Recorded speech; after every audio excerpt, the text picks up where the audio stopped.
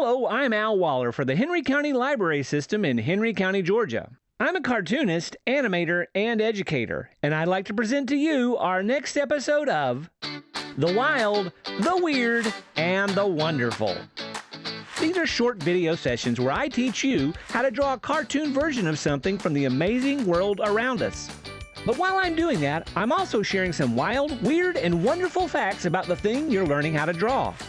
In this session, we're diving into the subject of sea otters. But before we get started, let's go over a few important things. First, do your best to draw loose and light. This allows you to erase and clean up your lines more easily. And once you get your drawing down the way you like it, then you can go back over it with darker lines or a different medium. Next, if I'm going too fast, you can pause the video as many times as you need to. In fact, you can watch and re-watch as many times as you need to get your image down on the paper. Finally, relax. This should be fun, not stressful. There's no such thing as a perfect drawing. If you don't like how your image turned out, then move to another spot on the page or get another sheet of paper and try again. Remember, becoming good at anything, especially drawing, takes lots of practice. Now, are you ready? Then get your pencil, your paper, and let's get started. This is the version of our sea otter that we're aiming for. Notice I said aiming for. Our goal is not to do a perfect copy, but to learn how to build a drawing by seeing the underlying shapes and using them to create an image. Let's get going. Start on this side of the paper and keep in mind that you'll need to leave room for the body and tail. Now draw an oval for the head.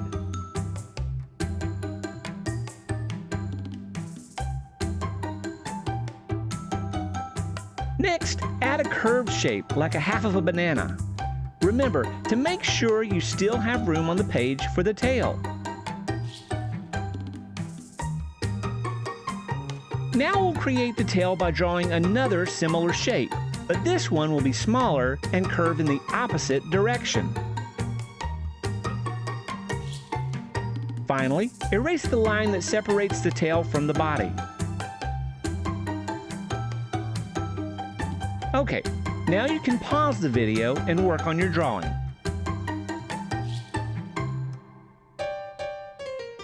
This mammal was made for the ocean. Sea otters may be the smallest marine mammals in North America, but they are big on water-themed superpowers. You see, these amazing creatures spend most of their lives in the ocean, eating, sleeping, and even having their young there. You've probably seen them floating around on their backs, using their belly like a table, or covering their eyes so they can sleep on their own giant waterbed. How cute! A group of otters is called a raft, which might have come from their habit of holding hands and floating around in large groups like a raft of logs tied together. But otters are not just good at floating, they're also expert deep-sea swimmers, being able to dive up to 250 feet without any special equipment. How do they do that? Like I said, sea otters have evolved some great adaptations. They have skin between their toes, making their paws work like flippers or paddles. They have abnormally large lungs and can hold their breath for over 5 minutes at a time. As they dive, they're able to fold their ears down tight and snap their nostrils shut like a submarine closing its watertight hatches. But their eyes stay wide open. These cute little peepers work very well both above and below the surface of the water. And for those places where it's too dark to see, well, otters have super sensitive whiskers they use for touch and to sense vibrations in the water. Now, even though the sea otter may be one of the most adorable creatures around, they are carnivores and very capable hunters. They have flexible spines, allowing them to twist and lunge for prey in the blink of an eye. Their paws are very strong, but also super sensitive. This helps them to find and grasp prey that likes to hide in the crevices of rocks. And once they find their prey, they have terrifically tough teeth with extra thick enamel and covered in a special gel which keeps them from cracking apart when breaking up shells. Along with all of these amazing adaptations, there's one very important trait I haven't mentioned: the otter's fur. This stuff is so cool, or warm, that I'll cover it in its own upcoming segment.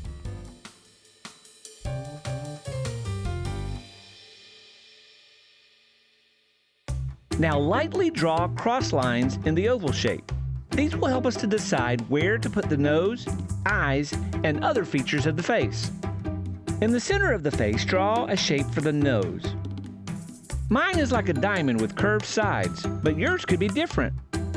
Below the nose, draw the mouth. Start with a center line that curves in two directions like the lowercase w.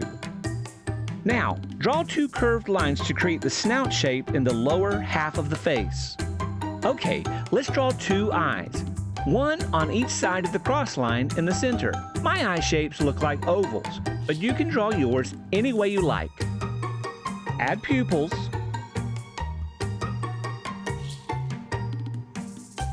Then add some simple eyebrows. Okay, pause the video and draw.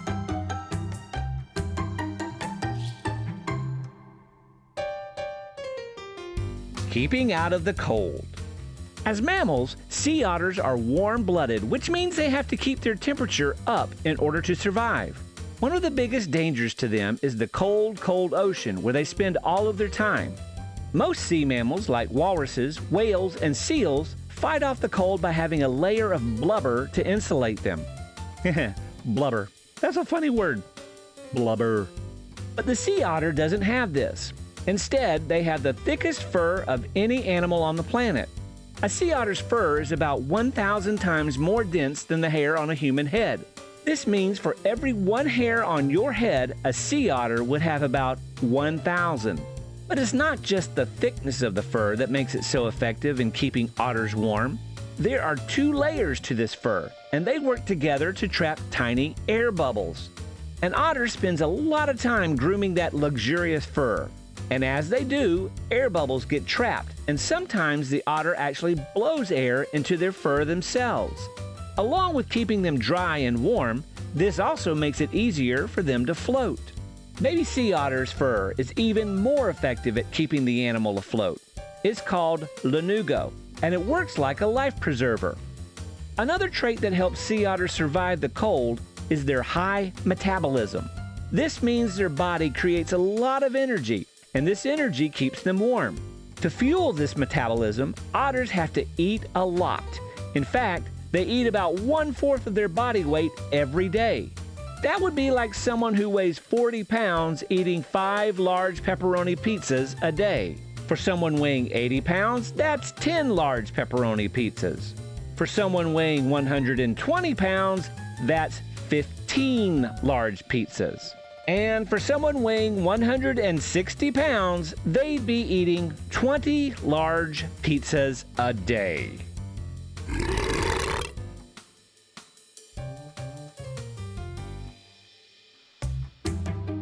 Now let's get back to the body. We'll start with the belly line. This is a line that separates the belly area from the rest of the body. Start here at the head and curve around. Stop just before you get to where the tail starts. This will be where a distinct color change takes place in the fur. Draw a shape for the front arm. Start just above the belly line and finish below the body. Erase the lines within the arm shape.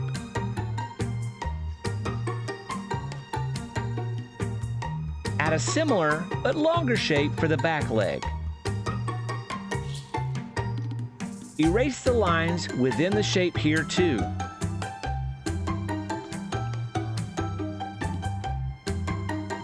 Now, pause the video and draw.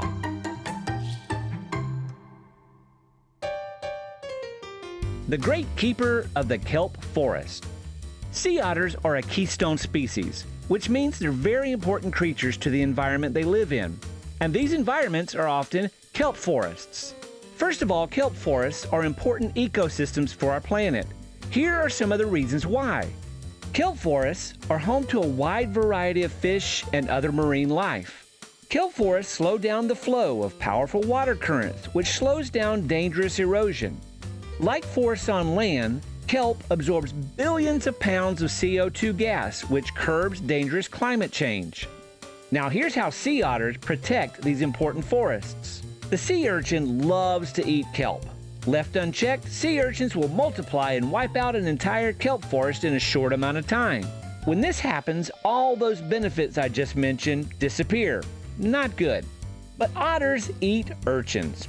They eat so many of them that they keep these kelp devourers from wiping out the forest and wreaking havoc. For a period of about 150 years, sea otters were hunted for their fur. They were almost wiped out, and kelp forests up and down the western coast disappeared. Then all of the wonderful sea life that called the forest home disappeared too, replaced with large areas of ocean floor covered only in prickly sea urchins. But different countries decided to make it a crime to hunt and kill sea otters. Sea otter numbers grew, and they came back to their original areas. The returning sea otters got the sea urchins under control, and the kelp forests and all the life they harbor came back too. Thank you, O great and mighty sea otter. We're getting down to the finishing touches of our drawing. Start by erasing the temporary cross lines in the face.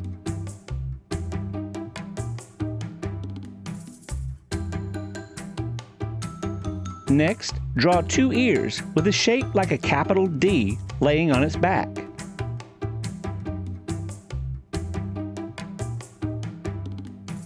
Now, erase the lines that separate the ears from the head.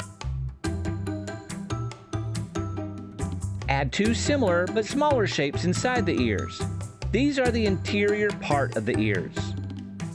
While we are up here, we can add some zigzag lines for a tuft of hair. Erase the line that separates the hair from the head.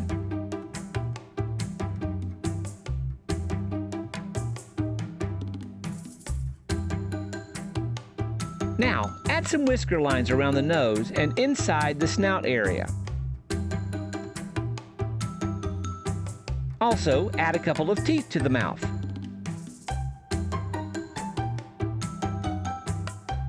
Move down to the legs.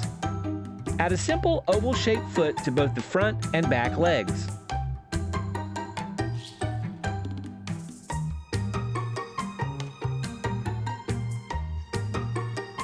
Finally, draw just a portion of the front and back legs that are on the other side of the body.